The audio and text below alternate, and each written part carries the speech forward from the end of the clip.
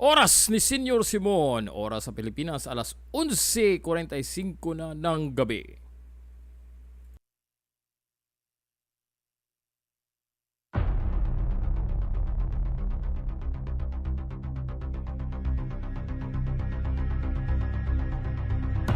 Bawat araw, tayo'y humaharap sa mga nangyayari sa lipunan. Mga pangyayari na nakakaapekto sa ating lahat. Mga pangyayari na kailangan tayong makialam. Kaya nabuo ang programang ito, Issue 101. Tumatalakay sa mga issue ng ating lipunan. Mga issue na dapat nating pakialaman. Mga issue na may malaking kaugnayan sa ating kapaligiran. At mga issue na may kaugnayan sa ating gobyerno. Issue 101. Narito ang inyong tagapagsalita. Issue 101. You're with Senior Simon. Senior Simon. Senior Simon. Issue 101.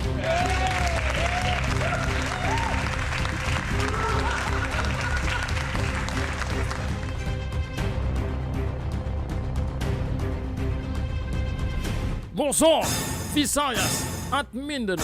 Buong bansa, buong Pilipinas, buong mundo na may Pilipino. Welcome sa isa na namang episode ng ating palatutunan ang araw ngayon na Martes, huling Martes sa buwan ng Agosto. Susunod na Martes mga kaisyo ay buwan na ng Septembre. Bear month na mga kaisyo. Next Tuesday. Today is August 26, 2025 Tuesday. Kumusta po yung lahat dyan? Umaasa ako na nasa mabuti po kayong kalagayan, malulusog ang pangangatawan at okay po kayo ngayon. And welcome dito sa isa na namang episode ng ating palatutunan ang Issue 101, kung saan sa episode po natin ngayon mga ka-issue tatalakayin po natin ito.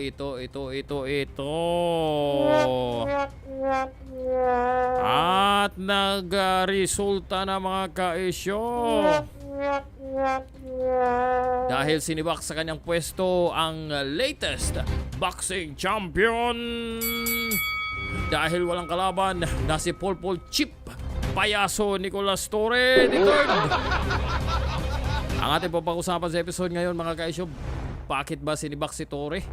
May niluluto bang strategy o strategiya itong si Bongbong Marcos mga kaisyo kung bakit niya sinibak si Payaso? Kaya't malungkot ang PNP dahil wala na silang katatawanan. Yan po ang ating pag-usapan dito sa ating palatutunan ng Issue 101. kasama po inyong lingkod na si Senior Simon.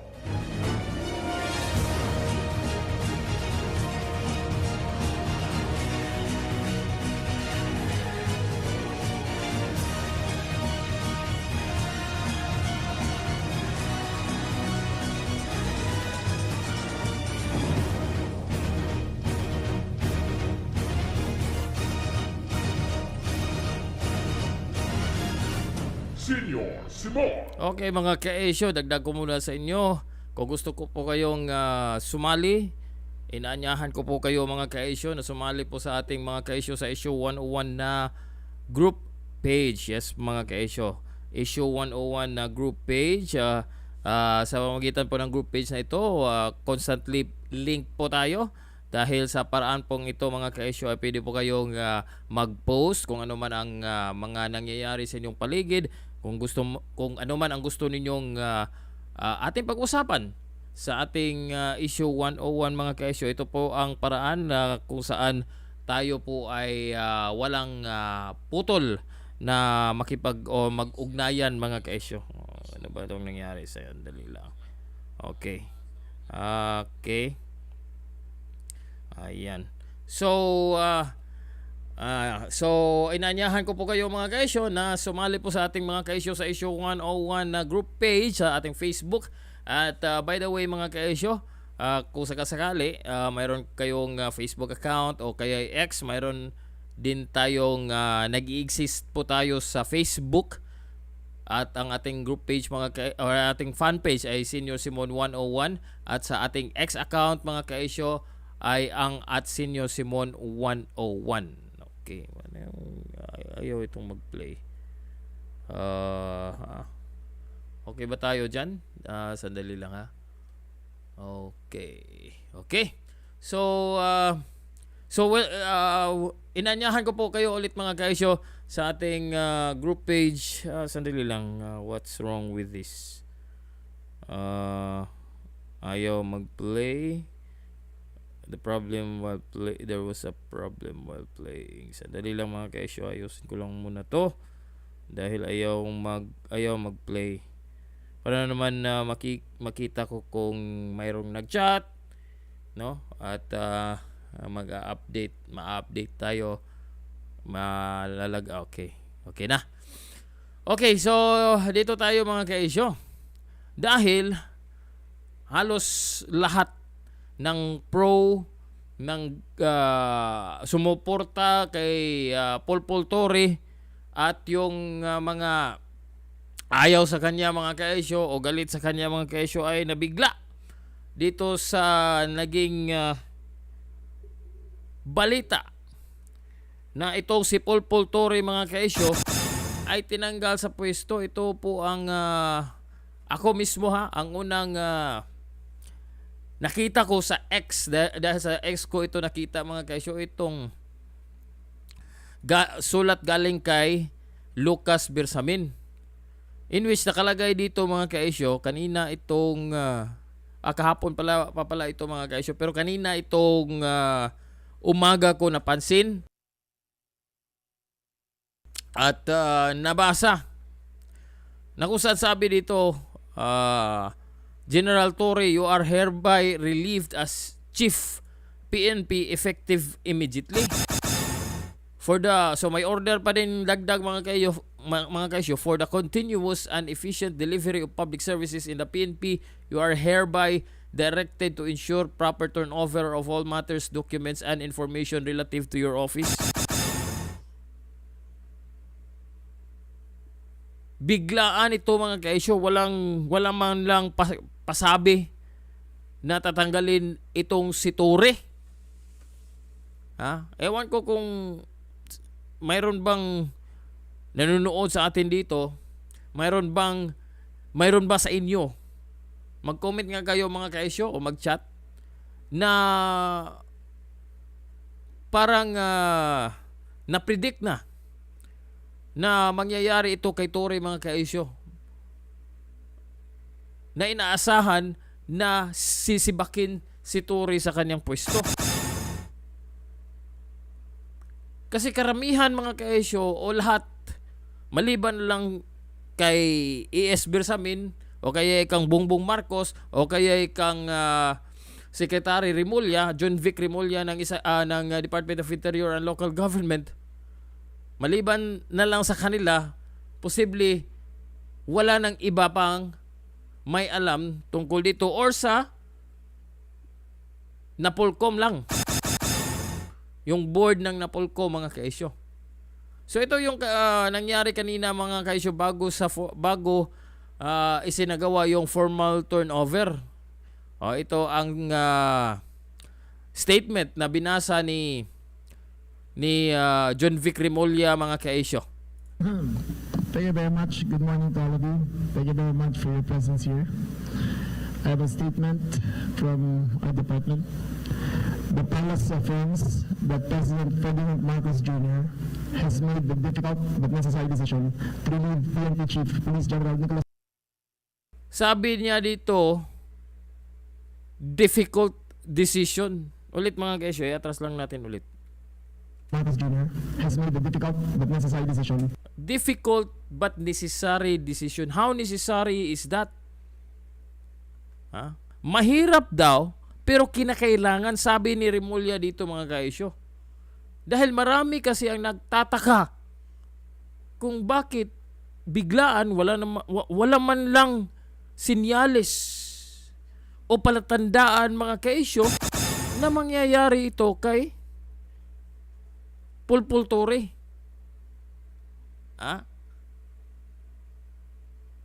Mga kaisyo, yung tinanggap niya yung dagdag na star sa kanyang ranggo mga kaisyo. Ang laki pa ng ngiti ni Torre noon. Di ba mga kaisyo? Yung tinanggap niya ang posisyon bilang PNP chief, ang laki ng ngiti ni Torre. Pero sa turnover naman na ito mga kaisyo, hindi natin nahagilap si Torre. Hindi natin nakita si Torre sa seremonya na ito mga kaisyo. To relieve PNP Chief Police General Nicholas Torre III of his duties. The President believes that his national security apparatus must always work within the framework of the law. With the recent developments, the President was presented with the facts and he determined that the best course of action is to uphold the role of Mapugab. Ano kayang facts ang sinabi dito ni or ang tinutukoy dito ni SILG mga kaisyo, itong si John Vic Remulla? Dahil ang sinabi niya dito ay napag-alaman ni Bongbong Marcos ang mga facts. Ulit. Security apparatus must always work within the framework of the law. With the recent developments, Within the framework of the law. the President was presented with the facts. The President was presented with the facts. Kasi mga kaisyo, kung mahanap pa natin yung tinanong sa reporter sa kanya kung bakit, ano ang dahilan kung bakit tinanggal si Torre mga kaisyo. At hindi direktang sinagot ni John Vic Remulla kung ano ang dahilan kung bakit tinanggal itong si Torre. Wala siyang direktang sagot.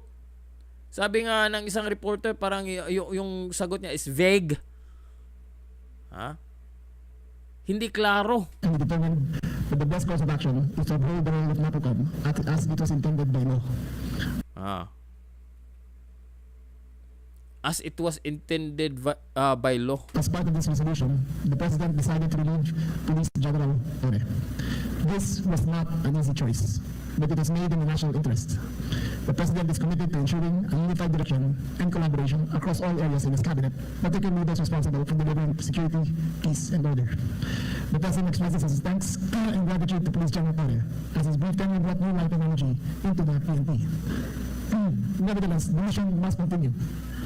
The Filipinos must be safe. To this end, the President has directed the incoming PNP Chief, General Malungkot, together with the Secretary of the Interior Local Government, to present within 1 month a comprehensive citizen security strategy. Police presence throughout the country and ensuring that every Filipino feels secure in their communities. That's all. Thank you very much. Thank you so much, Secretary. So we will now start. Pakinggan natin yung mga tanong ng mga reporter mga kaisyo. Orderly po. So first here is Miss Leia Ilagan from UNTV. Thank you. Okay. Good morning. Good morning. Good morning, sir. Because sa usual kasi na tanong ng kahit sino man na kilala o alam kung sino si Torre, anong ginawa ni Torre, lalo na sa mga supporters ng dating Pangulong Duterte, ang mga miyembro ng KOJC, na alam nila kung ano ang ginawa ni Torre mga kaisyo, ay lahat nabigla kung bakit nagkaganito si Torre mga kaisyo. Sir, can you enlighten us kung ano yung ibig sabihin ng difficult but necessary? The President is very fond of General Torre. In his brief tenure as chief and even before that as CIDG, the President and General... Fun talaga si Bongbong Marcos kay Torre dahil si Torre lang ang gumawa o sumunod sa utos na labag sa batas mga kaisyo, na ang daming nilabag na batas, si Torre lang ang gumawa nun. Sinunod niya ang utos ni Bongbong Marcos na kahit ito'y labag sa batas, labag sa konstitusyon, labag sa human rights. and Torre have had a wonderful and productive relationship. However, there comes a crossroads in a president's decision making that he has to make the tough but necessary decisions to push his agenda forward. Sir, itatanong ko yung tanong din ng marami. Ano yung reason bakit inalis po si General Torre? Precisely because we are a country of laws and not of men, that the institutions must be larger than the people who run it. And in this case, the President saw it necessary that the institution of the PNP and the NAPOCOM be upheld as according to the spirit of the law as it was created. Sir, may connection ba ito doon sa... Ano yan? Follow up na lang, sir. Last na, sorry. Sir, para lang mabuo yung storya. Sir, may connection ba ito doon sa nakaraang resolution ng NAPOLCOM na hindi po nasunod? Parang hindi naglabas o hindi na... Mamaya mga kaisyo, pag-usapan natin yan. I-forward natin yung isang tanong ng isang reporter mga kaisyo. Yung sinabi na vague yung sagot ni Rimulya. na Among other star, si General. Torre has been informed of this that is a day. The unpopular decision. I think ito yung reporter na to. Dahil nagkaroon ng conflict previously sa resolution ng NAPOLCOM and PNP, hindi pa napatupad yung order. So how do you intend to manage the public's perception na yung leadership ng PNP ngayon is stable sa kabila ng pagpapalit ng I think is stable. Is in ito. May requirement There the NAP is sa presidente. Sir, balikan I think ito yung reporter. Yung sinabi na vague yung sagot. namin sir yung comments or yung actions ng Malacanang. Ano yung exact na comments ng presidente pagkatapos ng medyo pagkakaiba doon sa NAPOLCOM order? Tinangkal niya bang mamagitan o Rizal ba? As I read nung binasa ko, he has to make sure that the national security apparatus Kasi mga kaisyo, ito kasi ang usual na assumption ng mga reporter, lalo na yung nakasunod dito sa naging hidwaan ng NAPOLCOM at ng PNP. Ito mga kaisyo, dito tayo sa ulat. August 15, 2025 na ulat ng Philippine News Agency. Sabi dito, NAPOLCOM reverses PNP number 2's reassignment. Ano to? Ito ha. The National Police Commission or NAPOLCOM has issued a resolution reversing the reassignment of senior police officials, including the Deputy Chief for Administration, the second highest post in the Philippine National Police or PNP. Kasi mga kaisyo, gumawa ng balasahan itong si Torre, in which ang number 2, itong second highest, sabi dito, yung Deputy Chief for Administration o yung pangalawang mas pinakamataas na posisyon ng PNP mga kaisyo ay inilipat.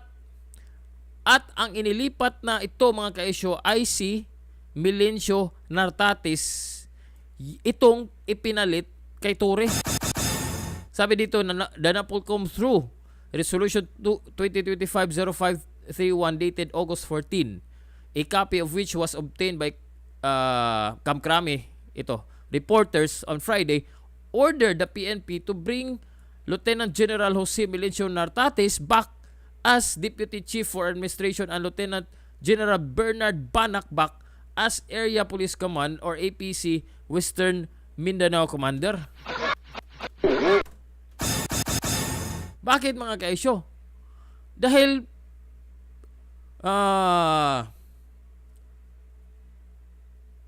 ipinalit ni Torre mga kaisyo ang dalawa. Or matatawag natin na swap. Last August 6, Banak Banak and Nartatis had switched posts. So nag-swap sila. Nakuha niyo mga kaisyo? Ito kasi yung pinanindigan ng mga reporter dahil baka ito ang naging rason kung bakit sinibak si Torre. Dahil si Torre, gumawa na siya ng mga hakbang na hindi niya pinaalam sa NAPOLCOM. Ang NAPOLCOM kasi mga ka-issue is the Constitutional Commission who oversee the Philippine National Police mga ka-issue.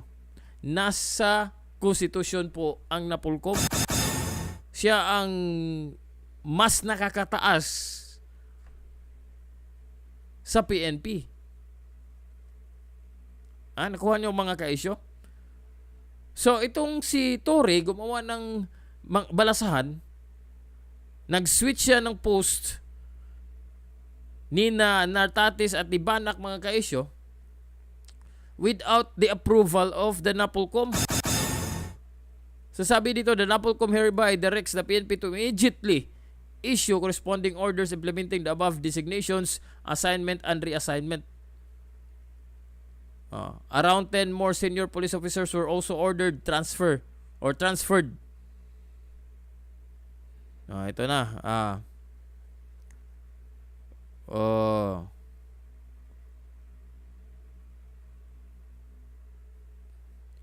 Pagkatapos nito mga kaisyo, pagkatapos niyan, nagpalabas itong mga membro ng PNP Academy Alumni Association, release a statement on Friday expressing its full support to PNP Chief General Nicolas Torre.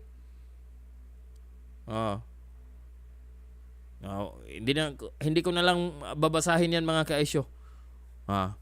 With Torre's commitment to the rule of law and his vision for service. So, ito yung mga sinabi ng PNP AAAI o yung Philippine National Police Academy Alumni Association Incorporated. Dahil mga kaisyo, siya kasi ang pinakaunang PNPA graduate na naging PNP chief.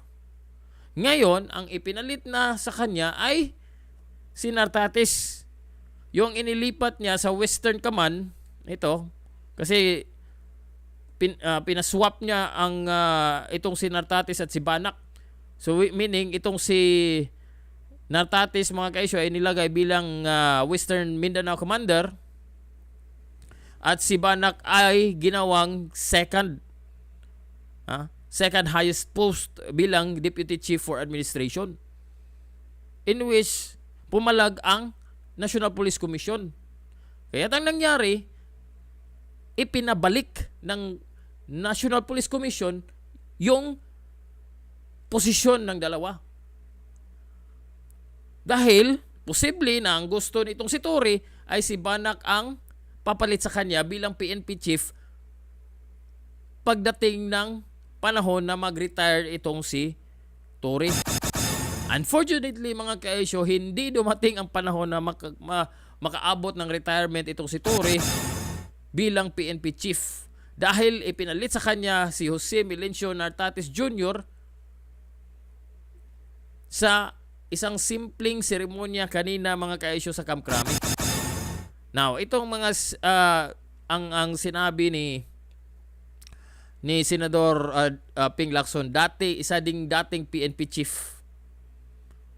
Sabi niya dito mga kaisyo ni Senador Lacson that Torre acted beyond his authority of unilaterally relieving his second in command. Siya lang daw mga kaisyo, sarili niyang kagustuhan without asking the National Police Commission mga kaisyo with approval of the President of the Republic of the Philippines na si Bongbong Marcos. Sabi dito ni Lacson on the relief of Police General Nicolas Torre III as PNP Chief. Sabi ni Lacson ito, Police General Nicolas Torre III acted beyond his authority of unilaterally relieving his second in command, itong ipinalit sa kanyang kanina mga kaisyo na si Nartatis. Normally the designation and relief of the members of the PNP command group, ito lang yung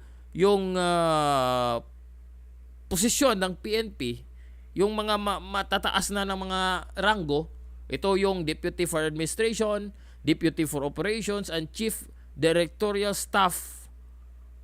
Dapat daw, sabi ni Lacson, should be cleared with the President or at least the ex-officio Chairman of the National Police Commission or NAPOLCOM and the Secretary of Interior and Local Government, itong si John Vic Remulla.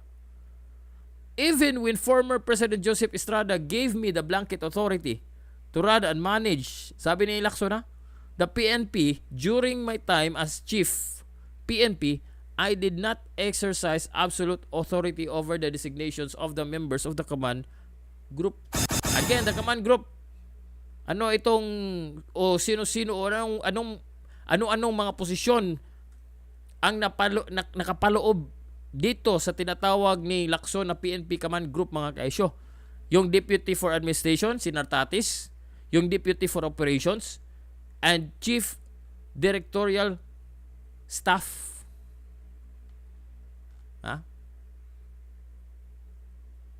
mga ka-issue. Ha? So, ibig sabihin ni Lacson, walang kapangyarihan ang Chief PNP na papalitan yung mga posisyon na yon without the clearance of the President o kaya at least ang ex-officio chairman ng National Police Commission at saka ng Secretary of Interior and Local Government. Having said that, ayon dagdag ni Lacson, the relief of Police General Torre is the sole prerogative of the President of the Philippines. Of course, he is the appointing authority. What is important at this point is a smooth transition and transfer of command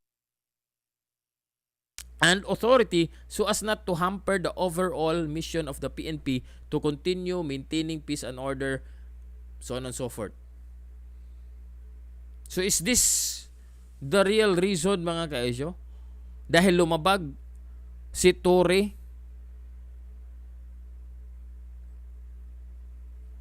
sa kanyang authority, nag-overstep si Torre. Is this the real reason, mga ka-issue? Dahil ang iba, mga ka-issue, ang speculation ay dahil daw dito, mga ka-issue, ito daw ang rason kung bakit si Torre ay tinanggal sa kanyang pwesto. Dahil pumunta siya sa isang fiesta doon sa Tugigaraw na para bang siya ay isang very, very important person o nag-aasta siyang pangulo.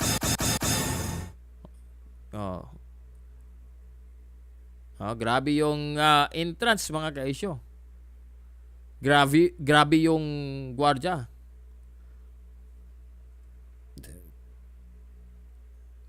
Sabi ng ito ay nangyari sa Tugigaraw. Na talagang mayabang itong si Torre, mga ka-issue. Pero may iba naman na nagsabi, hindi daw yan ang dahilan. Ito daw. Ito daw yung dahilan, mga ka-issue.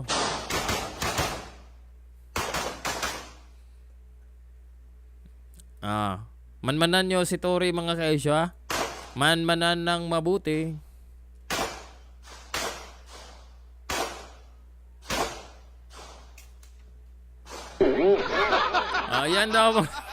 Yan daw, mga ka-issue, ang dahilan kung bakit tinanggal sa pwesto si Torre. Ulitin natin. Yung pagtalon niya daw, mga ka-issue, yun daw ang dahilan kung bakit tinanggal si Torre sa pwesto. Nandito naman si si Tambi, mga ka-issue. Yeah. Anong Tambi? Ito yung dahilan na tinanggal si Torre, itong pagtalo niya. Obserba, manmanan nyo ng mabuti, mga ka-issue. Manmanan nyo ng mabuti. Ito daw yung dahilan kung bakit tinanggal si Torre. Ito. Mga ka-issue.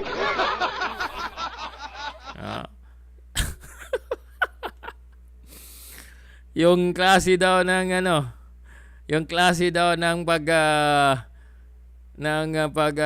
pagtalo ni Torre, mga ka-issue.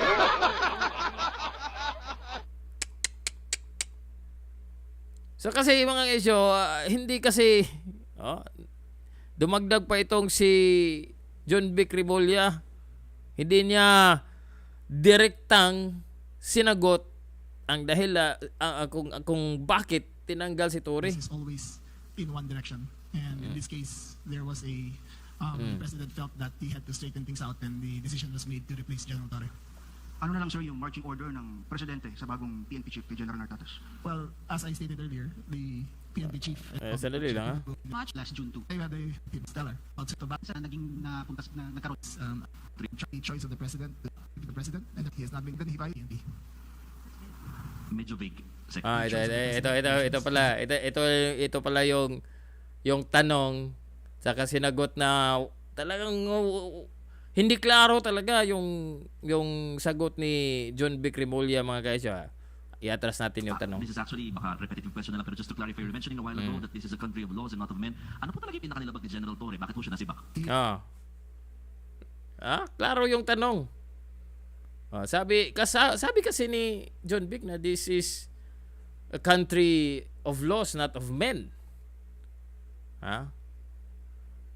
Did not violate any laws. He has not been charged with any violations. He has been Hindi.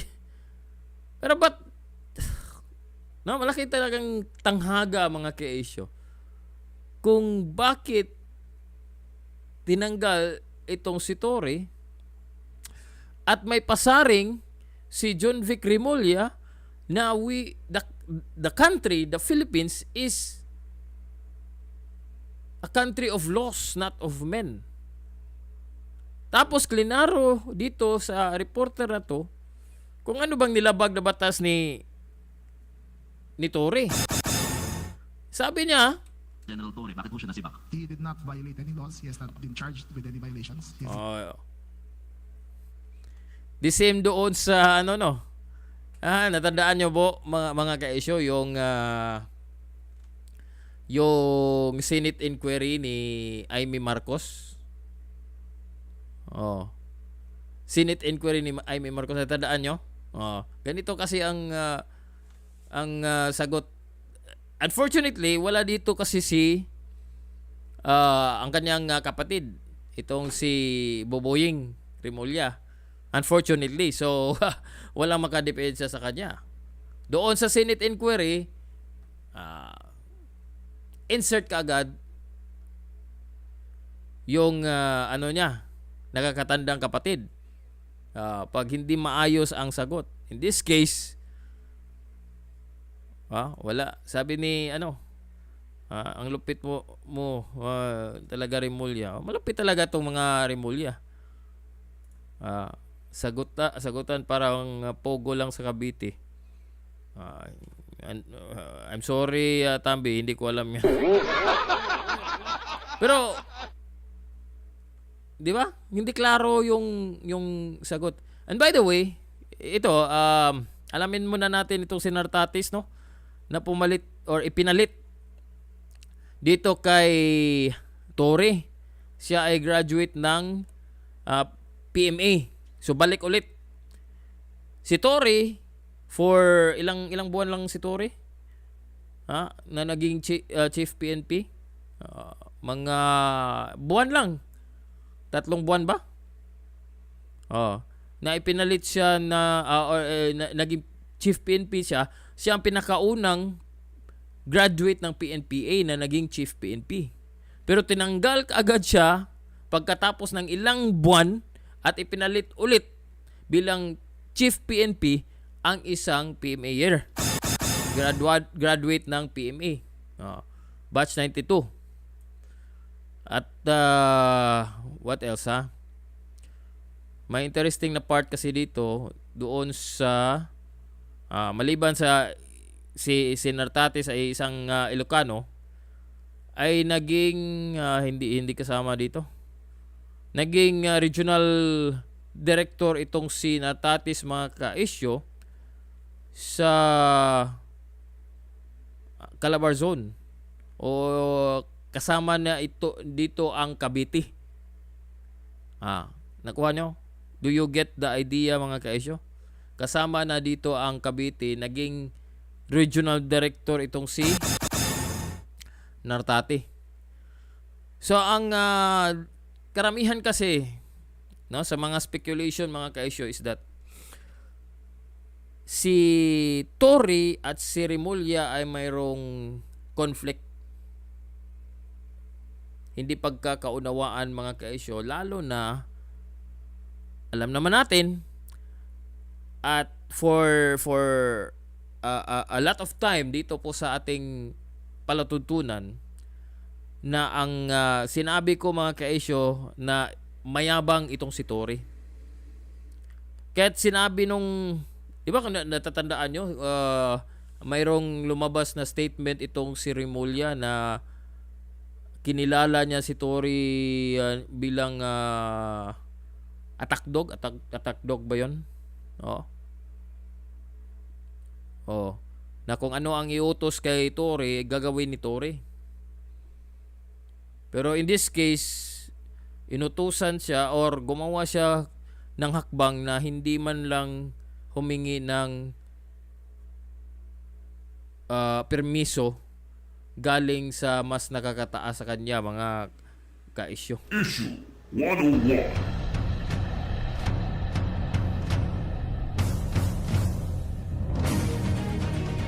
Okay mga ka-isyo, hanggang dyan lang po muna tayo dito sa ating talakayan sa issue 101. At maraming salamat sa pakipag-ugnayan sa atin ni Mr. Romualdez Tambi. At I appreciate po kay Tambi sa kanyang participation at of course sa kanyang panunood sa atin dito sa ating palatuntunan. So kung mayroon po kayong idadagdag, pwede po kayo mag-leave sa comment section dito sa ating YouTube channel mga ka-isyo.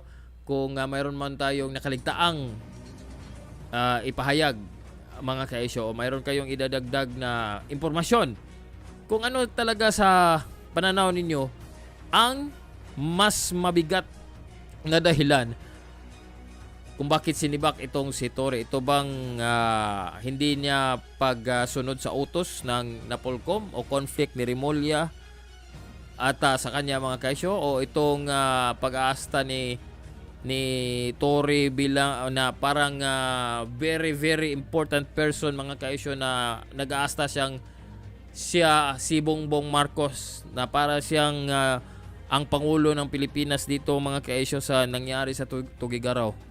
Ano sa tingin nyo? Ito ba ang dahilan kung bakit siya sinibak sa pwesto, na parang nag-aasta siya na napakalaking tao, kapangyarihan na tao ng sa Pilipinas mga kaisyo? Oh. Nung una ko itong nakita mga kaisyo, ako po ay nabigla. Grabe naman. Para siyang presidente. Tapos ang laki pa ng ngiti niya mga kaisyo. Kailan ba to nangyari mga kaisyo? Kung mayroong makadagdag ng impormasyon dito. O kaya itong pagtalon niya mga kaisyo. Abangan natin. Pero ito lang. Idadagdag ko lang ito mga kaisyo ng bago po ako tuluyang magtapos. Dagdag ko lang ito.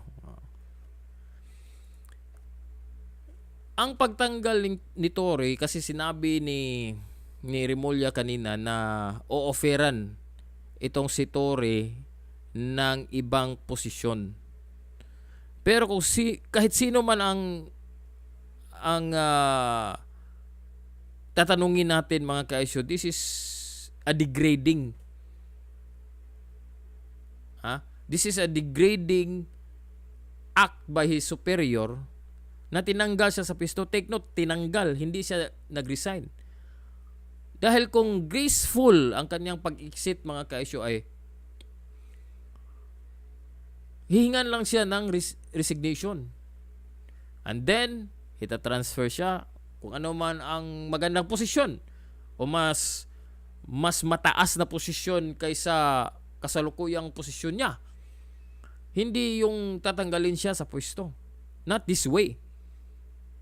Kasi nagsabi ng iba na baka ilipat siya bilang NBI director. Sabi ni Luminos ni Attorney Trixie Cruz Angeles, hindi pwede kasi hindi naman abogado si Torre.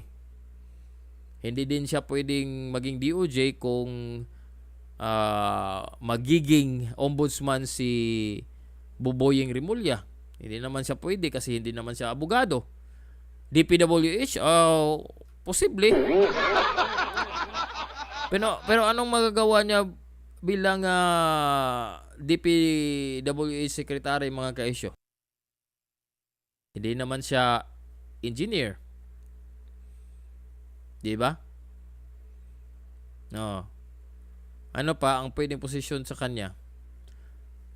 Ang isa sa speculation ko kung ano man is PDEA chief. Pwede siyang maging PDEA chief. Para mas lalong lumaganap yung droga mga guys. O or kaya'y papalitan niya si Gadon. Papalitan niya si Gadon bilang ano ba yung urban poor, basta something. So hindi natin alam mga ka-issue kung totoo bang may malilipatang posisyon si Torre mga ka-issue, because isa sa kasi sa excuse me, sinabi ni Remulla kanina, pahabain ko lang ng kaunti itong episode natin ngayon. Isa sa kasi sa sinabi ni Remulla kanina mga ka-issue ay pinapapili si Torre kung early retirement ba o lilipat siya ng ibang posisyon. Dahil pag early retirement, pwede naman mag early retirement si Torre tapos i-appoint siya ng isang secretary or cabinet secretary level na posisyon. Posible naman yun mga ka-issue. So ewan natin atin lang pong manmanan ng maigi. Ito po ang panawagan ko sa nakapanood ng video na to. Okay, makinig po kayo ng mabuti. Manmanan natin ng mabuti ang hakbang ni Bongbong Marcos. Dahil ang malaking anomalya sa kanyang administrasyon sa kasalukuyan, itong mga ghost projects, itong mga anomalya sa flood control projects. Kung ito po ay isang diversion, tactic ng administrasyon upang malihis ang ating atensyon mula sa kontrobersiyang ito sa flood control projects at sa ghost projects ng DPWH mga ka-issue, dahil supposedly kung ako ang tatanungin, di ba mayroon tayong episode na dapat mag-resign si Bunuan? Dapat si Bunuan yung Sinibak, hindi si Torre. Pero bakit si Torre? Susunod ba nito si Bunuan? O this is just a diversion mga ka-issue para malihis ang atensyon ng taong bayan mula sa mga kontrobersiya ng administrasyong Marcos. Issue 101.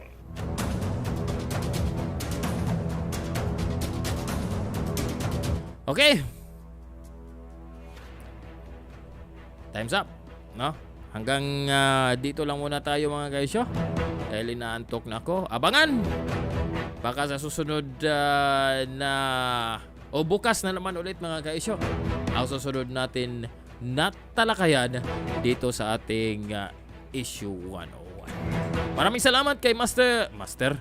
Maraming salamat kay Mr. Moldy Tambi sa kanyang pagsama sa atin dito sa ating palatutunan. At sa lahat na nanonood na hindi lang walang imik at nakikinig lang at nanonood sa episode na ito, marami pong salamat. Hanggang sa muli, ito po ang inyong lingkod na si pansamantala po munang mamaalam para sa ating palatuntunan ang tandaan, mas lamang ang may alam. Bye-bye!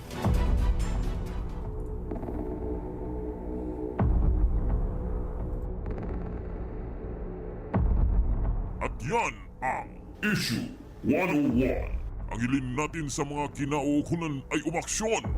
Hanggang sa susunod, maraming salamat sa inyong pagsubaybay.